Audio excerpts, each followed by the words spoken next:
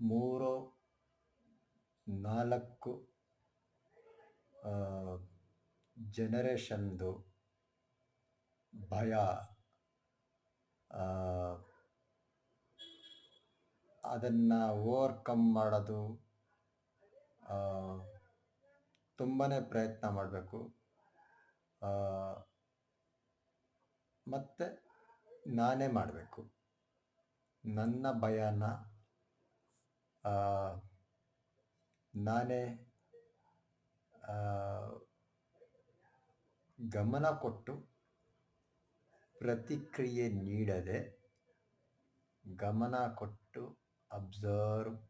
Observe release. So ಪ್ರಯತ್ನ ಜಾರಿ ಇದೆ, ನೋಡೋಣ.